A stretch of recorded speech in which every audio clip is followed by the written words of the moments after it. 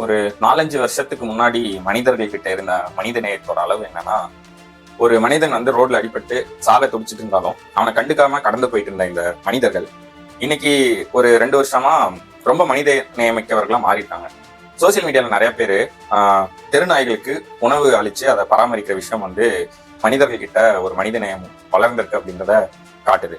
ஆனா இவங்க செஞ்சுட்டு இருக்கக்கூடிய இந்த செயல் நாய்களுக்கு நல்லதா இருக்கலாம், ஆனா உங்களையும் என்னைய மாதிரியான மனிதர்களுக்கு நல்லது கிடையாது. உங்களையும் உங்களுடைய குழந்தைகளையும் இது ரொம்ப பெரிய அளவுல பாதிக்க போற ஒரு சமூக பிரச்சனையா தான் நான் இதை பாக்குறேன்.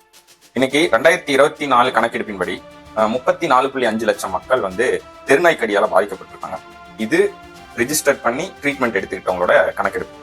இதுக்கு மேலேயும் இருக்கலாம், ஏன்னா நிறைய பேர் ரிஜிஸ்டர் பண்ணாம அவங்க ஹோம் ட்ரீட்மெண்ட்ஸ் எடுத்துக்கிட்டு அப்படியே விட்டுட்டு போய்ப்பாங்க. இதுல 35 பேர் ரேபிஸ் நோயால பாதிக்கப்பட்டு இறந்திருக்காங்க. இது வெறும் ரேபிஸ்னால பாதிக்கப்பட்டு இறந்தவர்களோட கணக்கு தான். இதையும் தாண்டி கை கால்கள் இழந்தவர்கள், அதனால முகம் சிதைஞ்சு போனவர்களோட எண்ணிக்கை அதிகம், முக்கியமா குழந்தைகளோட எண்ணிக்கை அதிகம்.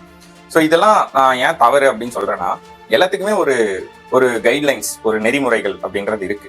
நான் சும்மா என்கிட்ட காசு இருக்கு, இல்ல நான் சோசியல் மீடியால வீடியோ போடுறேன், நாய்களுக்கு நான் உணவளிக்கிறதா நான் சோசியல் மீடியால போடுறதுனால எனக்கு வந்து ஒரு கூட்டம் காசு கொடுக்குது, அதை நான் எடுத்து உணவு சமைச்சு கொண்டு போய் அந்த நாய்களுக்கு கொடுக்குறேன் அப்படின்றது மட்டும் உங்களை ஒரு நல்லவனா மாத்திர முடியாது.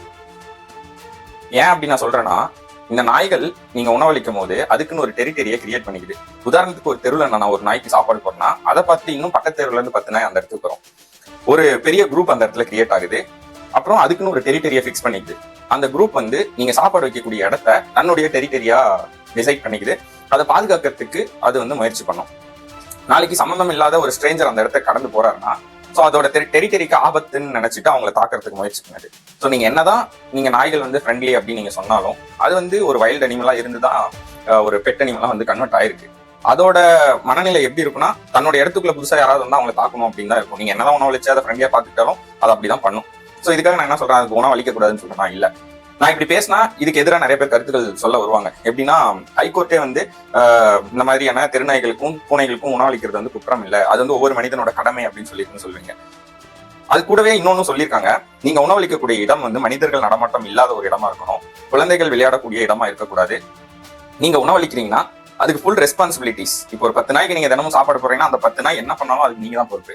அந்த நாய்களுக்கு முறையானபடி முனிசிபாலிட்டியில நீங்க ரெஜிஸ்டர் பண்ணி அதுக்கான வேக்சினேஷனும் அதுக்கான கருத்தடைகளும் நீங்க பண்ணி அதுக்கான டேக்ஸ் வந்து அது போட்டுக்கணும். நீங்க எத்தனை நாய்க்கு உணவளிக்கிறீங்கன்றத ரிஜிஸ்டர் பண்ணி நீங்க வச்சிருக்கணும். அதுக்கான கணக்கு வந்து உங்ககிட்ட இருக்கணும்.